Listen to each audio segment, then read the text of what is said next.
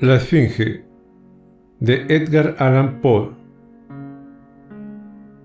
Durante el espantoso reinado del cólera en Nueva York, acepté la invitación de un pariente a pasar 15 días en el retiro de su confortable cottage, a orillas del Hudson.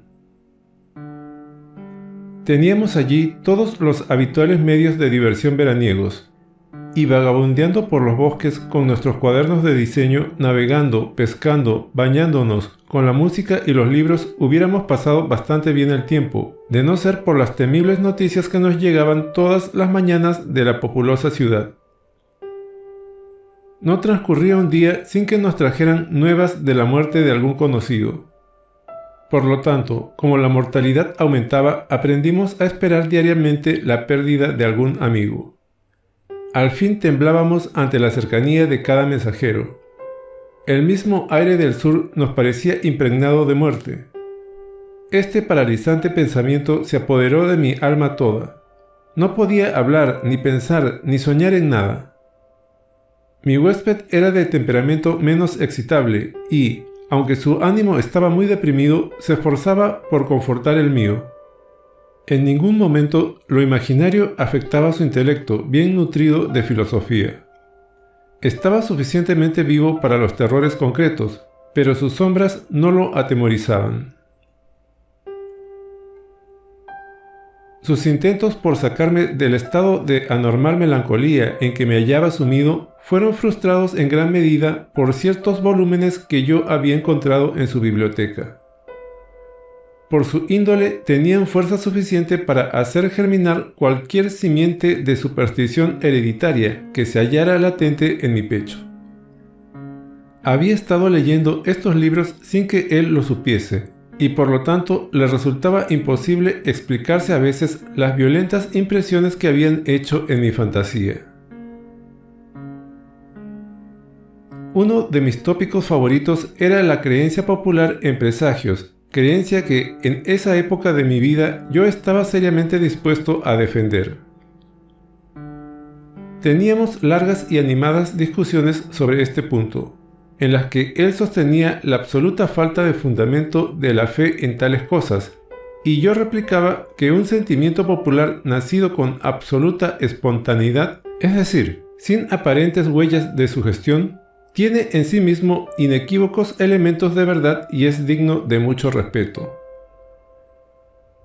El hecho es que, poco después de mi llegada a la casa, me ocurrió un incidente tan absolutamente inexplicable y que tenía en sí tanto de ominoso que bien se me podía excusar si lo consideraba como un presagio. Me aterró y al mismo tiempo me dejó tan confundido y tan perplejo que transcurrieron varios días antes de que me resolviera a comunicar la circunstancia a mi amigo.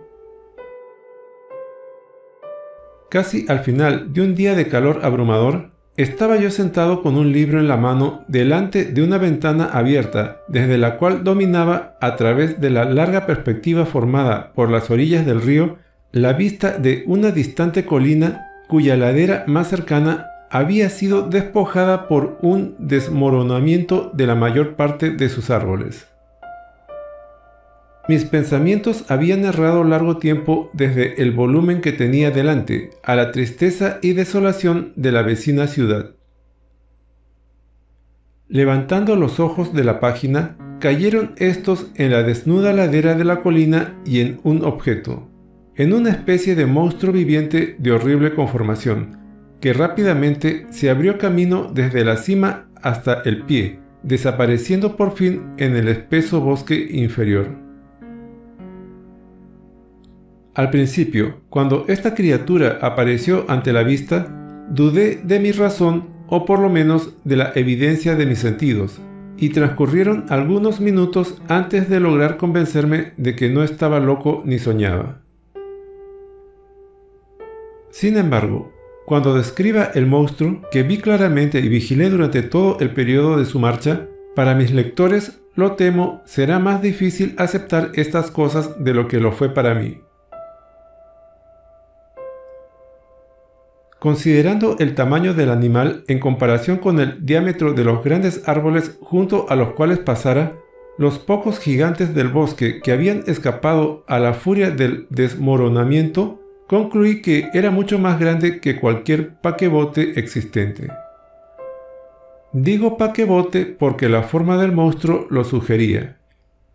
El casco de uno de nuestros barcos de guerra de 74 cañones podría dar una idea muy aceptable de sus líneas generales. La boca del animal estaba situada en el extremo de una trompa de unos 60 o 70 pies de largo, casi tan gruesa como el cuerpo de un elefante común. Cerca de la raíz de esta trompa había una inmensa cantidad de negro pelo hirsuto, más del que hubieran podido proporcionar las pieles de 20 búfalos. Y brotando de este pelo hacia abajo y lateralmente surgían dos colmillos brillantes, parecidos a los del jabalí, pero de dimensiones infinitamente mayores. Hacia adelante, paralelo a la trompa y a cada lado de ella, se extendía una gigantesca asta de 30 o 40 pies de largo, aparentemente de puro cristal y en forma de perfecto prisma, que reflejaba de manera magnífica los rayos del sol poniente. El tronco tenía forma de cuña, con la cúspide hacia tierra. De él salían dos pares de alas, cada una de casi 100 yardas de largo, un par situado sobre el otro y todas espesamente cubiertas de escamas metálicas. Cada escama medía aparentemente 10 o 12 pies de diámetro. Observé que las hileras superior e inferior de alas estaban unidas por una fuerte cadena.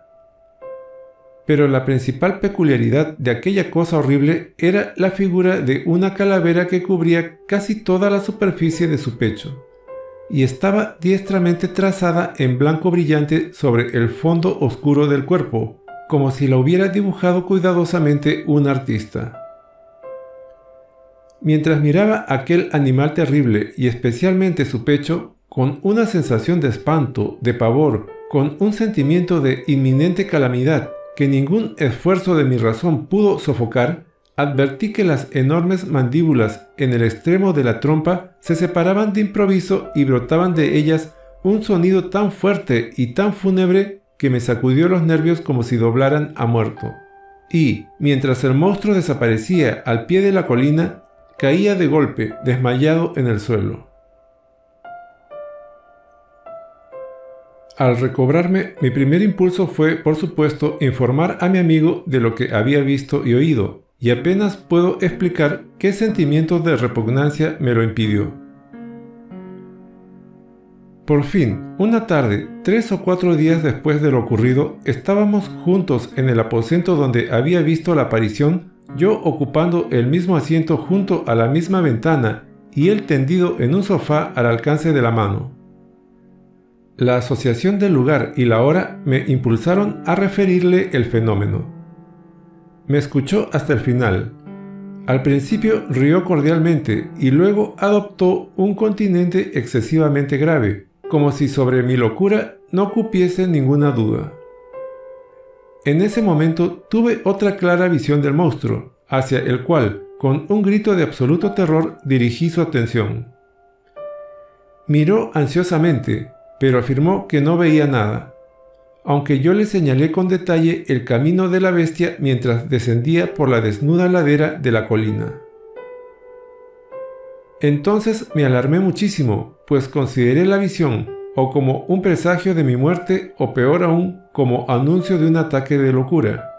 Me eché violentamente hacia atrás y durante unos instantes hundí la cara en las manos. Cuando me destapé los ojos, la aparición ya no era visible. Mi huésped, sin embargo, había recobrado en cierto modo la calma de su continente y me interrogaba con minucia sobre la conformación de la bestia. Cuando le hube dado cabal satisfacción sobre este punto, suspiró profundamente, como aliviado de alguna carga intolerable, y siguió conversando con una calma que me pareció cruel sobre varios puntos de filosofía que habían constituido hasta entonces el tema de discusión entre nosotros. Recuerdo que insistió muy especialmente, entre otras cosas, en la idea de que la principal fuente de error de todas las investigaciones humanas se encontraba en el riesgo que corría la inteligencia de menospreciar o sobreestimar la importancia de un objeto por el cálculo errado de su cercanía. Para estimar adecuadamente, decía, la influencia ejercida a la larga sobre la humanidad por la amplia difusión de la democracia, la distancia de la época en la cual tal difusión puede posiblemente realizarse no dejaría de constituir un punto digno de ser tenido en cuenta. Sin embargo, ¿puede usted mencionarme algún autor que, tratando del gobierno, haya considerado merecedora de discusión esta particular rama del asunto? Aquí se detuvo un momento, se acercó a una biblioteca y sacó una de las comunes sinopsis de historia natural, pidiéndome que intercambiáramos nuestros asientos para poder distinguir mejor los menudos caracteres del volumen. Se sentó en mi sillón junto a la ventana y abriendo el libro prosiguió su discurso en el mismo tono que antes. De no ser por su extraordinaria minucia, dijo, en la descripción del monstruo, quizá no hubiera tenido nunca la posibilidad de mostrarle de qué se trata. En primer lugar, permítame que le lea una sencilla descripción del género Sphinx, de la familia Crepuscularia, del orden Lepidoptera, de la clase Insecta o insectos. La descripción dice lo siguiente: 4 alas membranosas cubiertas de pequeñas escamas coloreadas, de apariencia metálica. Boca en forma de trompa enrollada, formada por una prolongación de las quijadas, sobre cuyos lados se encuentran rudimentos de mandíbulas y palpos vellosos. Las alas inferiores unidas a las superiores por un pelo rígido. Antenas en forma de garrote alargado, prismático. Abdomen en punta. La esfinge calavera ha ocasionado gran terror en el vulgo, en otros tiempos, por una especie de grito melancólico que profiere y por la insignia de muerte que lleva en el corcelete. Aquí cerró el libro y se reclinó en el asiento, adoptando la misma posición que yo ocupara en el momento de contemplar el monstruo. «Ah, aquí está», exclamó entonces. «Vuelve a subir la ladera de la colina y es una criatura de apariencia muy notable, lo admito. De todos modos, no es tan grande ni está tan lejos como usted lo imaginaba, pues el hecho es que, mientras sube retorciéndose por este hilo que alguna araña ha tejido a lo largo del marco de la ventana, considero que debe de tener la 16ª parte de 1 pulgada de longitud, y que a esa misma distancia aproximadamente se encuentra de mis pupilas.